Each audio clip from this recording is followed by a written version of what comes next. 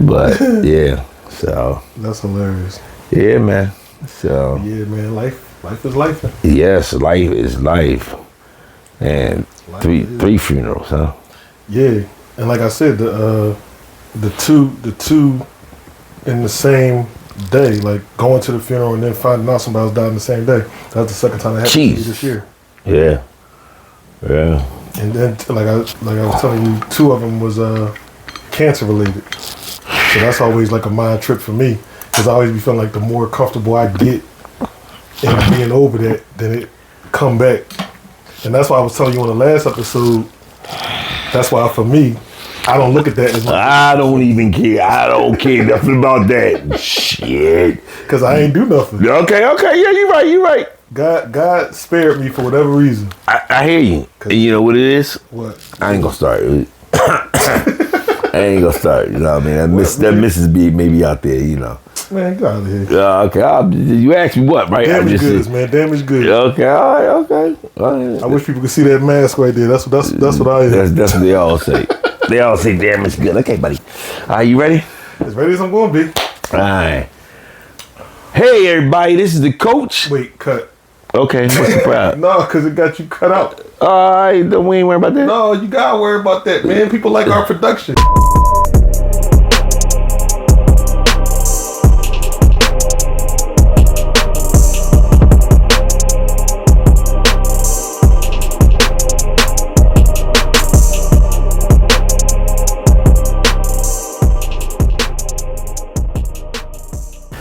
Hey, everybody. This is the coach. And I'm the Beacon. And this is the Point Blank Perspectives Podcast.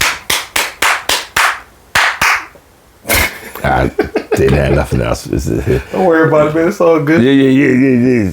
So how you been doing?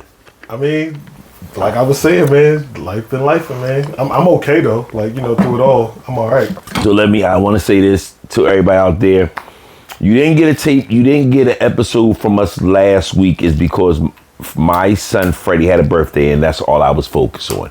So the Beacon wanted to do something, but I focused on he turned the Big Ten. Okay, the Big Ten. As you say, it was hot boy summer. Hot boy summer for the team. You know, took it easy on y'all too. He ain't bring the ladies out. Right, but the hot boy summer, whatever you say. He kept it nice and family function. Yeah, so he was upstairs going through the phone. Right, whatever. So that's why you didn't get one. I'm going to apologize. No. You're not going to apologize. Okay, you're not apologizing for being a good father. Okay, you're right. My bad. Yeah, so we celebrate him. He gets the whole week. You know, we did what y'all do? We went to the beach. Oh yeah, that's dope. We went to Point Pleasant Beach. Did y'all have good weather? Yeah, that's good. It was nice. And so water shoes. I'm thinking water shoes go to the ocean. Okay. I had so much sand in my goddamn. So I feel bad right now. I'm gonna say that. I'm gonna say this. All right, go ahead. Don't judge me. Go ahead. I had to make a decision. I'm gonna say that now. It was water shoes or Freddie. Oh. The water shoes was going out. I dropped Freddie went for the water shoes. He was on back on there. I said, "Stay here, Freddie." I see Freddie behind me. I'm like, Freddie, I told you. I look. He flew out there. I said, "Oh shucks." So I let the water shoes go. Somebody happened to get them to get the water shoes for me. Because I was like, "Freddie, wait right here, Freddie." And I realized Freddie, he like that. I'm like, wait a minute. He probably wait there. You think you leave him? No. He's on the ground. The current is pushing him out with me.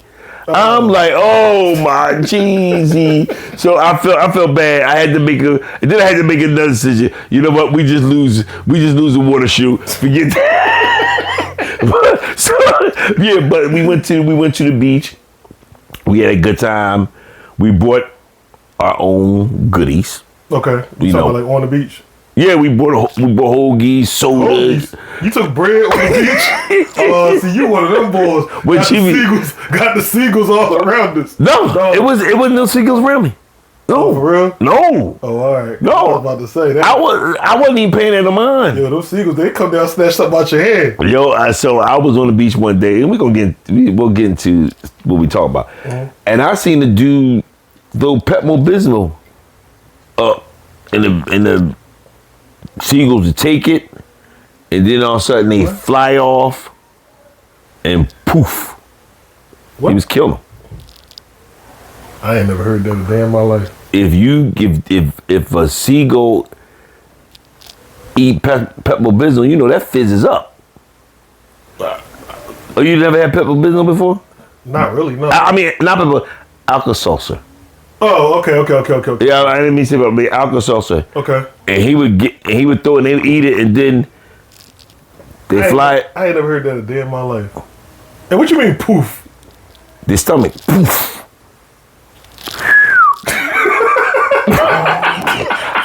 Because I'm looking at the board, and he must have been doing this before, and I thought it was cruel. Yo. Even though I'm not into cruelty animals and all I that. was about to say, I don't like seagulls, but I ain't about to be doing that. Yo, That's crazy. Give it to him, and he was upset with the board, but he was like, the inside it bubbles up, and That's crazy. and So you actually see the I'm explosion? looking. You know something happened because they go straight down, That's crazy. and they that's it, That's crazy. Yeah, nah. and they escorted the boy off the beach Yeah, they too. should have, because no, You you know. shouldn't be doing that. And Oh, yeah, no. I just thought it was crazy. I was That just is like, crazy. dang. That is crazy. That's like hunting, damn near. Okay. That's crazy. Like, matter of fact, that's worse than no. No, it's it's not. But it's cruelty. I think it's cruelty to animals. It's definitely cruel. That's me. Yeah, no, I agree. Okay. Yeah. That's why I'm sitting here so shocked. Like, I was shocked because when he was doing it, they were flying off. And he's laughing. And so now I'm watching, because he was like, there go another one going down. So he wasn't too far from me. And I look, and so now I'm ear hustling. So now I'm watching.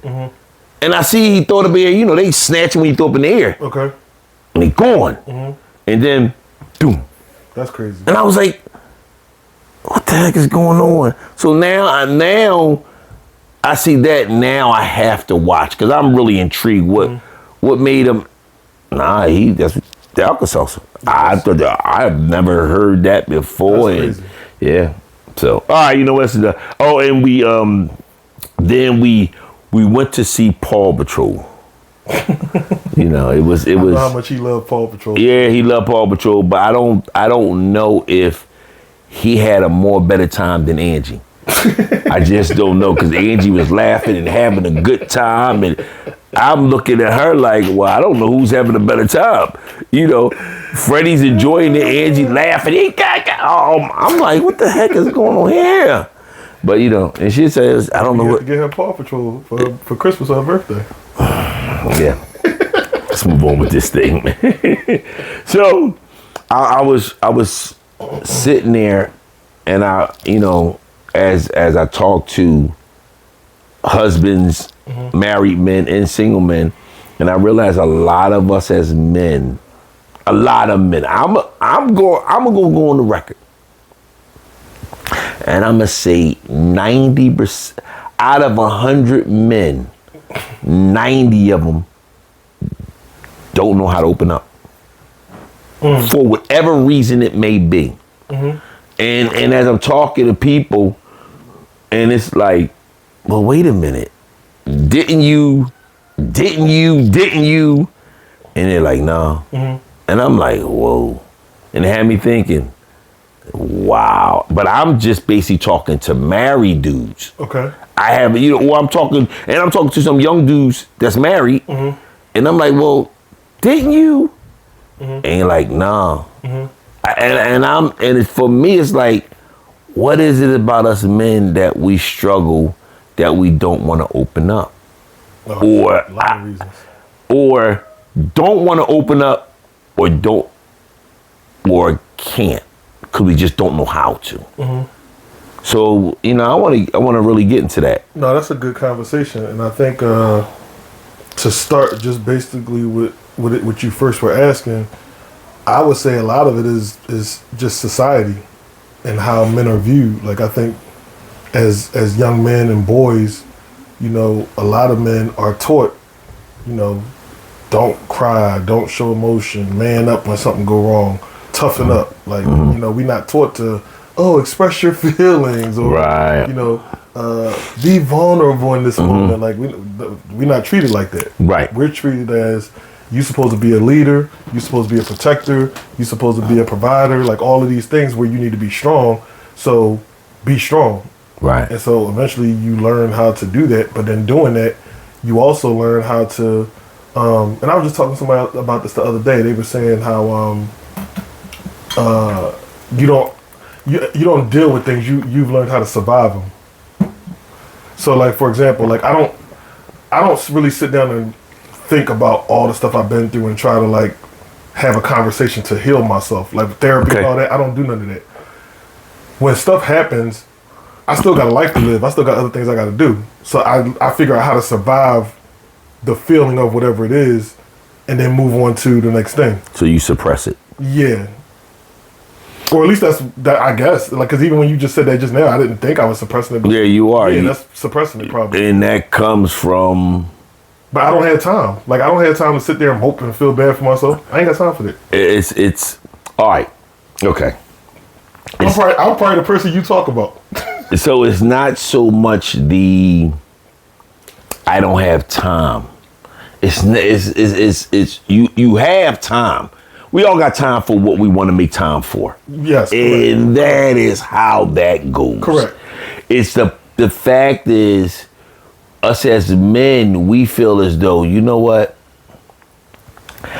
I want to handle this, but we walk a fine line if it's a female involved. Or if it's someone that we care about involved. It could be a brother, it can be a friend. Okay. But depending on that situation and depending on where we value that person will dictate if I really want to handle this. Or I don't feel like hearing the nagging. So I'm going to suppress it. So we've been doing that for so long that now in our everyday, whatever you want to do, when something come up, we quickly be like, all right, I ain't gonna worry about that. Let me just keep on moving on. That's a suppression that, no, we should, because sometimes we need to handle that situation so it may open the door to, oh shucks, I didn't see that. But a lot of times you know what, I ain't even gonna worry about. It's like the problems are building up and then we sit up there and we put a rug over it, or our best scenario, me and you talk about sometime, a volcano. Where there's a lot of things and it's bubbling, two things happen. Now, there may be a time where you don't know how to deal with it and you lash out on someone. Two things happens. Either you hurt that person and you regret it, or you hurt that person and you go to jail. So us as men, we have to learn to take a moment, and it may be quick, but take a moment just to recognize, okay, all right, I see there's a problem, I'm gonna get back to that. But right now I can't. Or just be like, and a lot of times we do it because we don't want to be selfish. The narrative is that if a man sits up there and take time for himself, or whatever it may be, he's selfish. He not a man. That is the most dumbest shit I have ever. I ain't never heard that. Yeah.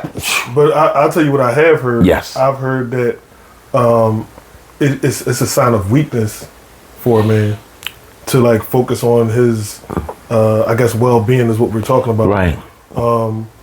And I think that is probably one of the bigger things as to why men don't open up too, is because, again, when you're raised or you're taught from birth that basically how you feel don't matter. Right. You know what I'm saying? Like, because that's what men are basically taught, or at least traditionally, that's what they've been taught in the past. That how we feel don't matter. Even to the point when people used to say, "Happy wife, happy life." Like that's literally saying how a man feel don't matter. That's why I don't condone to that saying. I ain't even married, and I don't condone to that. Yeah, I think happy spouse, happy house. Like we both gotta be happy if I get married. Right. I'm not about to sit up here and be miserable while you living your best life. That don't even make sense. It doesn't make sense to me. That's why I'm glad my marriage isn't like that. Bruh, like, I don't get that. I don't get that mindset at all. I never forget the first time I heard that. I'm like, what? You live by that? Man, forget that. But yeah, I think that's the thing with a lot of men too, is they don't want to be viewed as weak. Right. Because a lot of women and even other men, when you start complaining too much or you start opening up too much, you're like, hey man, come on man, like you know what I'm saying? Like, why you always crying? Like, but because you opening up to me, I'm the man that you're talking about where, come on man, what you doing? I don't know how to help you out because I may be going through the same thing. You saying that's why they react like that? That's why I may say that to you. Because I don't know how to help you out. And I may be going through the same thing.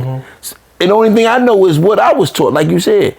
Man, go ahead, toughen up, man. Don't even worry about that. No. Now that volcano's getting ready to explode. Yeah. Sooner or later. Now I will say this. So I'm the person that I don't mind if a guy wants to open up to me about something and talk about whatever. I don't mind that because I just enjoy like good conversation and I like helping people. Okay. At the same time, you can't come to me about the same thing over and over and over again.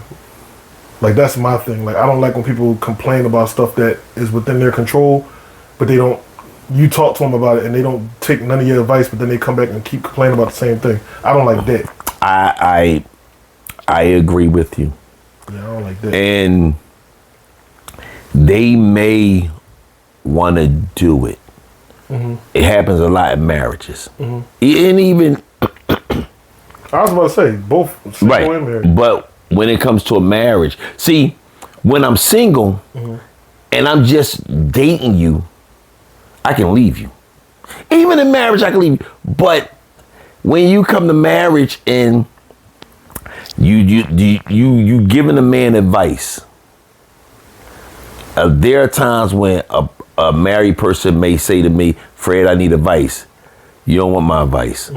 Because the advice I give you, it's going to be hard. And you gotta just know what to do. Right. It's a tricky thing. It's a tricky thing to give advice. And like you say, you're giving advice and you know this is the best advice. And you look back and yo man, I come back with the same thing and I got the more puppy look of it. You looking at me like, man, I just told you, man. Yeah. Now you're getting frustrated with me. Right. Right. That's how it goes, man. Worse, man. So this is a good one. Now listen. What? Do women understand how men express emotions? I'm going to say it depends on the woman, but no.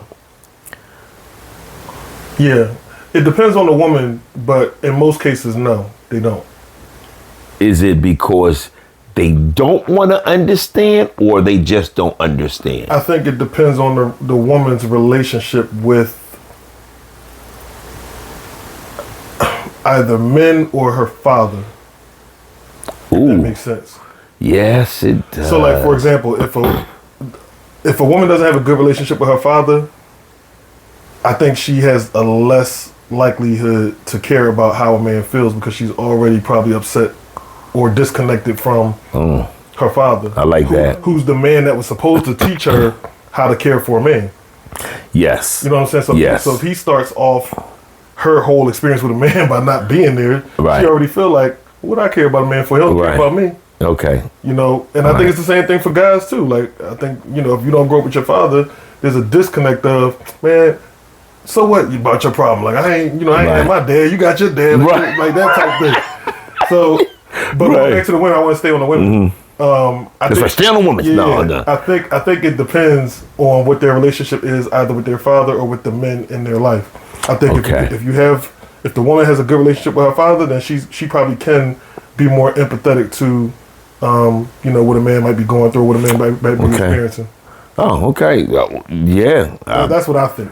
Well, that makes that's a good one. Perspective. Now, listen, that was a good one.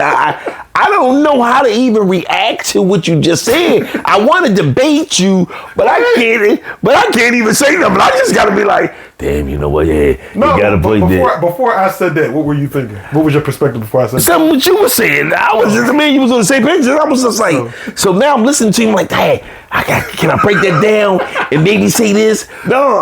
Well, die on that hill you was talking about the last episode and disconstruct my argument.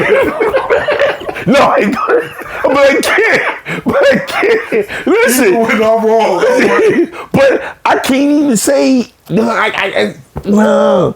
But I mean, that's honestly how I feel about it. But again, that's not a 100% thing either. Mm-hmm. You know what I'm saying? Because there's some men that might not be good examples for their daughters.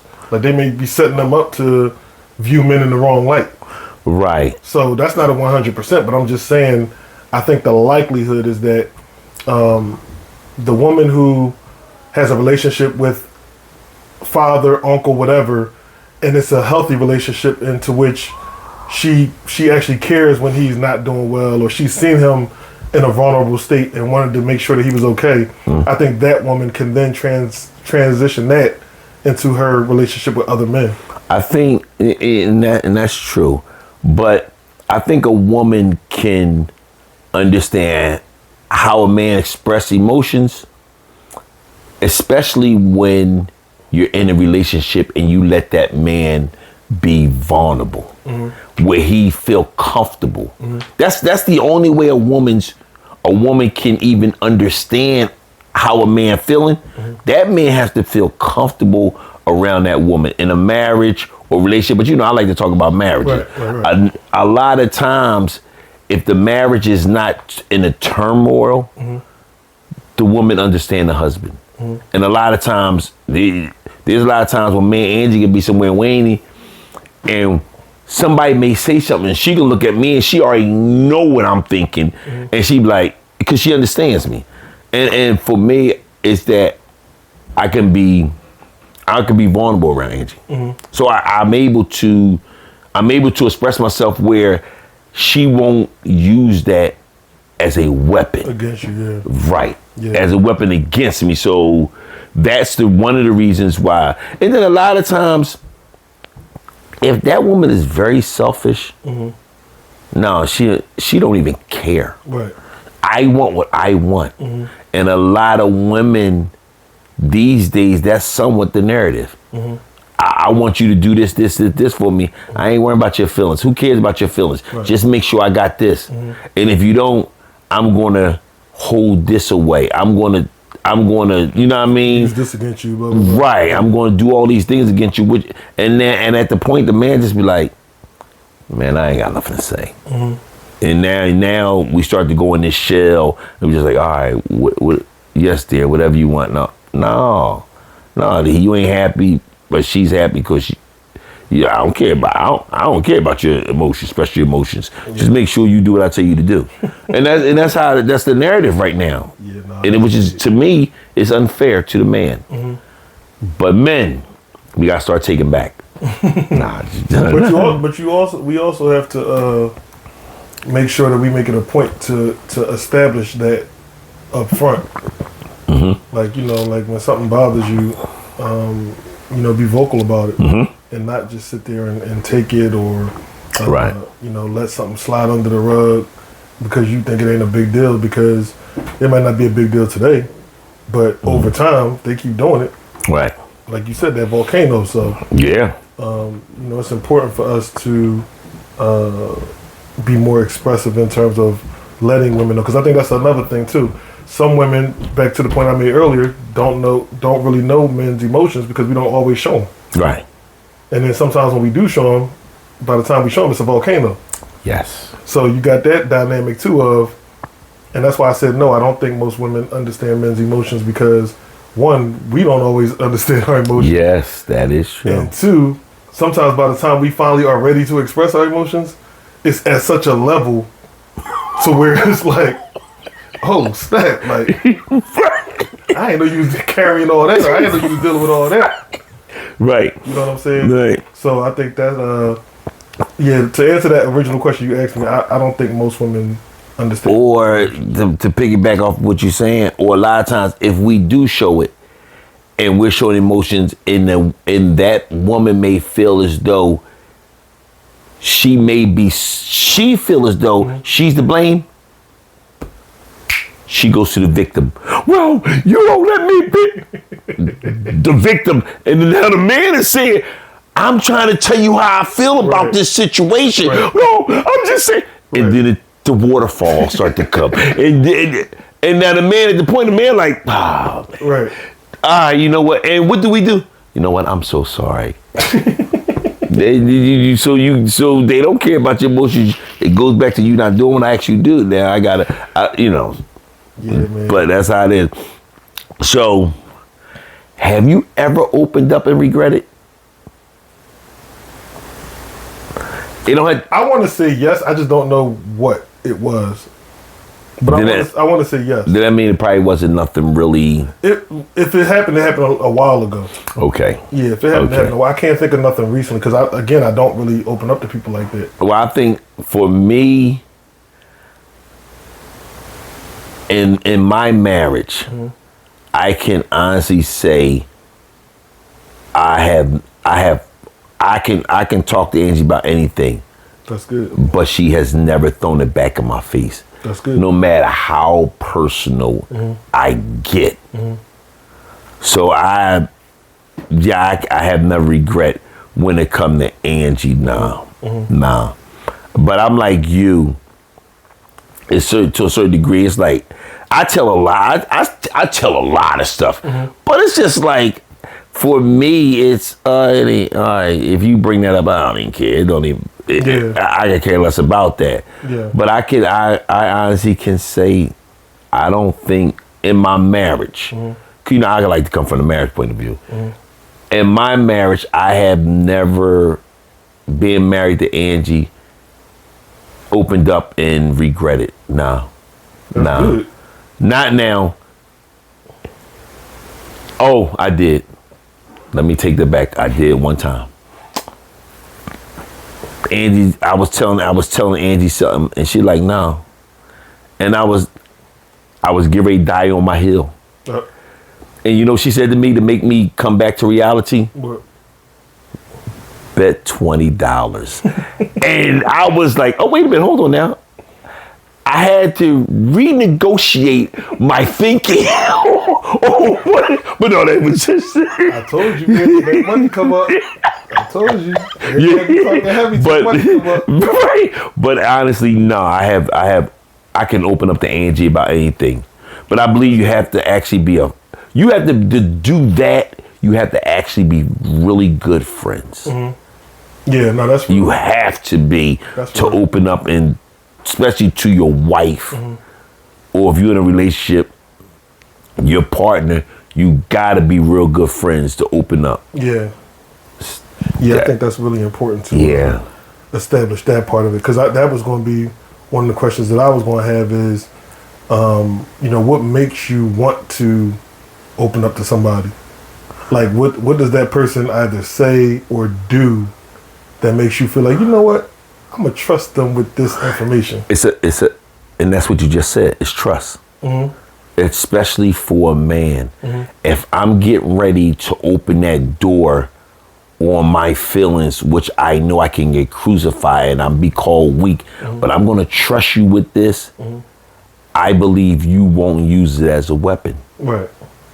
And I will keep on doing that to you, trusting you with and I'll keep on going deeper and deeper with my secrets until you show me otherwise.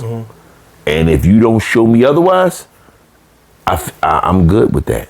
Because I think I gauge it based off of how our conversations go. So, like, for example, if I'm hanging out and one day, for whatever reason, this person tells me something that they really didn't have a reason to tell me, and it's like a personal thing.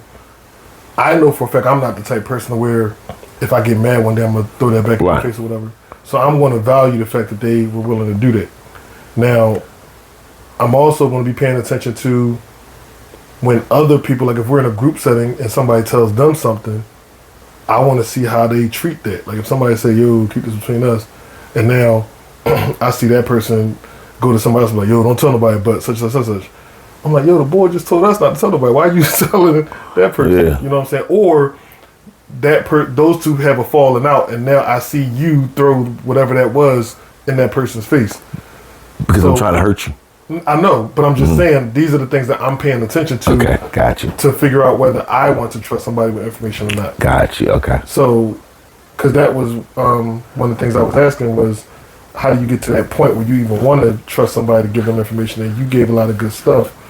So I'm just adding on like some of the pieces that I'm saying that I've used to try to give somebody like a way of, well, how do you establish wanting to do that with somebody? And I think those are some of the things is see how much that person shares with you, and how vulnerable they're being and the stuff that they're sharing. Is it all surface level stuff? Like, is it stuff that if they didn't never say nothing, you can kind of look and tell? Like, oh, me and my dad don't get along. Yeah, I know, because y'all just was cussing each other out. I saw that. I ain't need you to tell me that. But if they go and they tell you something like, yeah, when I was younger, X, Y, and Z happened to me, and this, that, and the third, it's like, whoa, like, you ain't have to give me that. Yeah, I've ran into that. Now, I wanna go back on you said something. Why do you say, well, I believe you did say it. Okay. Do you believe in going to a therapist? I'm not opposed to it. I don't know that I would necessarily, I'll put it this way, that wouldn't be my first recommendation to anybody. It would be mine's. Okay. And all right, I want to know why you say it would not be your first recommendation. Because I had a bad experience with the therapist. Okay. And the reason the bad experience I had was I already didn't want to go, and they told me I needed to go, and so I went.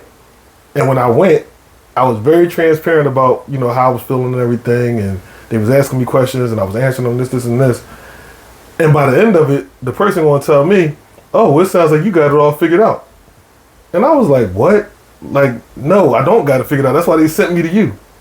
So that was my experience. And ever since then, I'm just like, man, they full of crap. I get more from people who know me and can actually give me something back. Like, I felt like that person was just listening to me and then didn't give me anything. They did. And that's what you're doing. What did they give me? They made you bring out the solution to your problem. No, they didn't. I don't even remember. I remember leaving there more frustrated than I was. But what I'm saying is, well, again, I don't know the therapist credentials and all and all that. But a lot of times, if you already come up with the answer, you may not know how to bring it out. And so what that therapist did was, oh, you got the answer. Then that's what they say to you. You know what? But I didn't. That's what I'm saying. That's what my frustration was. Because I know what you're saying now that you articulated that. It wasn't that. It wasn't that when she said there was this epiphany like, oh yeah, I do got that. No, it wasn't that at all. Oh, okay. It was like, no, I'm still carrying what I came in here with, and you gave me nothing. Okay. Okay, I got you. Like, so it was just a waste of time. Yeah. I was so mad. I was like, yo, this is what y'all been telling me I need to do? No, absolutely not. But I think, I believe that it's good to go to a therapist. It depends on what it is, because your therapist should be impartial. Okay. They're not, especially when it comes to a marriage therapist. That person is not on either partner's side, and they're just listening to what the person believe are the facts, and then they gotta formulate them and come up with advice to give you. Now, I'll say this too. The other reason why I'm also not a huge fan of therapists is because I feel like I've had people in my life that do that. like naturally do that. So like people that I can talk to, and they're not going to just automatically take my side because they're my friend or because they know me and this and that. They're going to hear what I say. They're going to be able to objectively sit back and take the information that they're given and then give me neutral advice or tell me that I messed up if I messed up. Okay. So I think that's another part of the therapy thing too. It's like, I think it's valuable when you don't feel you have that at all from people. Or if you need like a super deep conversation around something that traumatic happened to you and you don't feel comfortable sharing that with people. So like any type of abuse, Right. or well, I'll just stick with abuse. Any type of abuse, like everybody not gonna want to open up to their friends about how they was abused, Yes. in any type of way. Right. So for me, it's like, okay, if you were abused or something, like, all right, yeah, you probably should go to therapy and deal Right. with a professional to talk about that. But most of my stuff, well, I'm gonna say none of my stuff has been abuse. Like I can't think of any abuse that I've been through. So a lot of stuff that I've had to deal with has been like, I don't even know how to categorize it, but it ain't been. But whatever it was, it ain't okay, been no gotcha. abuse. So I think that's why it's also been easy for me to not have to rely on or to think that I need to go to therapy because a lot of stuff I feel comfortable sharing with the people who I share it with. No, and that's true. But some people have to go. Yeah. You know, it depends on how deep this problem is and Right. how deep that scar is. Right. No, that's real. You know what? Yeah, I think I need to go to therapy where I could just talk and a lot of times therapy may start to give you a solution, but a lot of times it's just venting. I don't know the price you're gonna pay, but you vent, you still gotta pay your money, but it's a good thing. I believe it's a good thing, especially when it comes to marriage and those two people are not on the same page and it's destroying that marriage. Yeah. You need to go to therapy. Yeah. And that makes sense because now you got two people in the same vicinity and they're trying to live life together, but they're not seeing anything eye to eye at all. No. So at that point, you do need like a neutral person Right. to come in, a neutral professional person. And not to cut you off, No, go I believe that the person you get, neither one of you guys should know that person personally. I agree. You know, I agree because one, you don't want that person to have all the information that they're about to get, and y'all having those conversations, and two, you don't want that person to take sides based on certain things. Those are two reasons why I would say. Why would you say? and I'm saying because if that person doesn't agree with me, and I feel that person went with that person, your therapy is no good because the only thing you're gonna be thinking in your mind, oh no, they talked already. So now the therapy, so it's best that if you do, you go to neither one. Yeah. And then go from there. So what's the proper way to do that? Should two people pick the person together? Like, should they agree on a neutral person, or should they how should they go about finding that person? I would go with recommendations. But from who? Because what if it's a recommendation from one of her girlfriends? Now, if you're in the church, Okay. then you will want to go to the therapy at church. At the church. Okay. Right. If your church provides it. Okay. If your church doesn't provide it, then you want to go. It's recommendations. You know, you can. These days, everybody Google everything. You can Google. You know, this is what it is, and then go. And where the person doesn't know neither one of y'all. Yeah. And now you can go. There may be also a good time. A good therapy is when, if you're in a marriage, I would try to find a marriage where husband and wife both doing the same thing. Okay. Where it's a husband and wife sitting down with another husband and wife, but they therapists. Yeah. And they're giving you advice. So the woman is not always going to be on the woman's side, the man not. Yeah. one of those things. Yeah, I got you. And it's big. It's a lot going into when we talk about us men opening up. It's a deep conversation. Yeah. So, do you believe society expect men just to suffer in silence? Like you said, you know what? Suck it up. Suck it up. What's the thing they say? Suck it up, buttercup. Suck it up. You know what I mean? I mean, we laughing now, but that's a serious. I do think. Well, I don't know about right this moment because I feel like right now, there's more awareness around like emotional intelligence and mental health and all that. Okay, good. Stuff. So I think there's more awareness around that. But overall, no, I don't think society pays attention to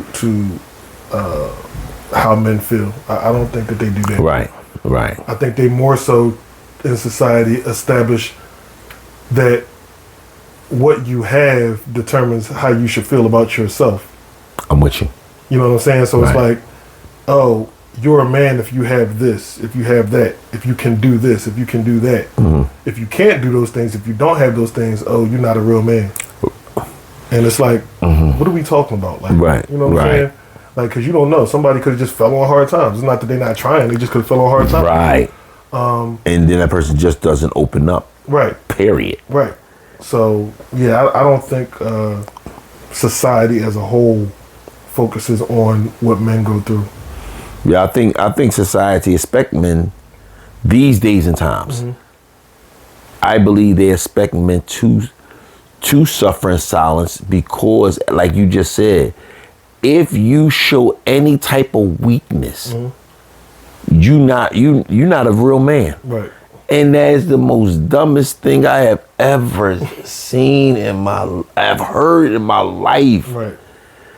I ain't gonna get into it, but yeah, I've heard that's dumb. Yeah. Because I'm not a man because I don't want to.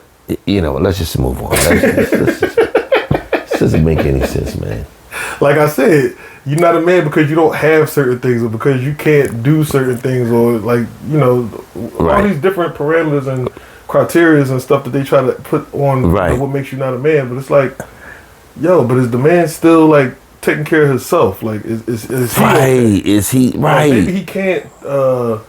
Maybe he don't got the biggest house. Maybe he don't. Maybe not making the most highest paying job and all that kind of stuff. But if he got kids, is he taking care of his kids? Right. Is he a good son to his mother? Is he respectful when he's in your presence? Like does he do chivalrous stuff for you? And all that you saying is the reason why men don't want to open up. Right. They just be like, you know what? I ain't got time for all that. Let me just, and then they do what you just said. You said earlier, you know what? Let me just go. Let me just put my head down. Let me just keep on moving forward. Mm-hmm. So you gotta be careful. Yeah, you gotta be real careful. Real careful. You do. So, is there a difference between being strong and everything's okay? I want to say yes. Mm-hmm. That's what I want to say. Okay. But I hear but. Because I was trying to differentiate the two. Okay. So, but I guess you can be strong and everything not be okay. Yes. So, yeah, there is a difference in that. Mm-hmm. Yeah, there is a difference in that. Right, because you could be so strong and everything around you is in chaos. Right.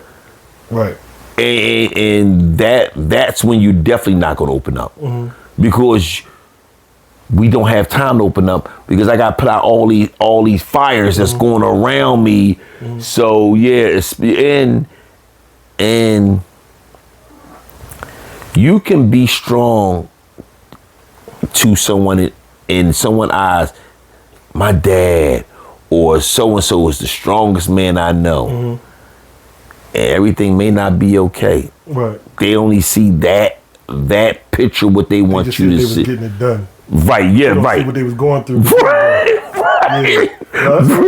Right. Yeah, that's what it is. You know what? You just see the dad get it done. Right. but you never seen what dad had to go through to get to that point. All the hours he had to work. Right. Whatever, like. Right. And kids is the most selfish motherfuckers there is. Mm-hmm. They don't care. Dad.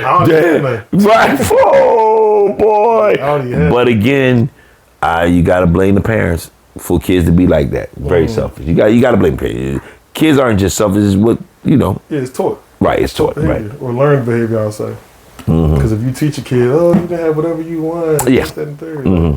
Yeah. So. That's why you got to be the reality check for kids sometimes. Yeah, sometimes I do that with Freddie. And there's a lot of times I just be like, all right, don't worry about Freddie. The answer is no. Right. So, yeah. We'll talk about that another time. But we got so much, we talked about so much, and we got so much more we could talk about. That'll be part 2. Cool. So, let me give you my final perspective from what we talked about. My final perspective is, men, it's good to open up. Men, it's very good to go to a therapist. Don't look at you being weak. I need you to look at you saving yourself or saving someone else. That's my final perspective. That's a good final perspective. My final perspective is that it's okay for you to open up as a man.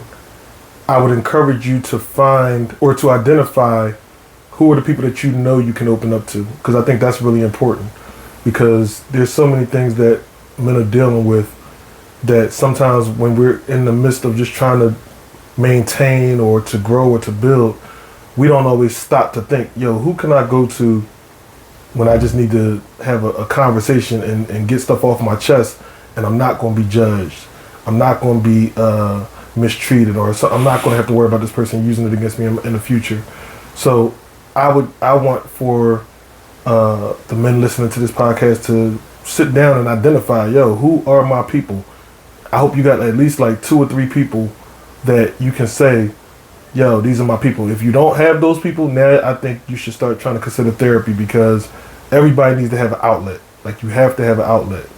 And if you don't have somebody to talk to, then what are the ways that you're dealing with the stress that comes with being a man? Like, do you do anything? Like, do you work out? Do you go for walks, or like whatever it is? Like, but there should be something that's allowing you to have a sense of peace within your day, or to break up all of the constant stress in your life. So that's my final perspective.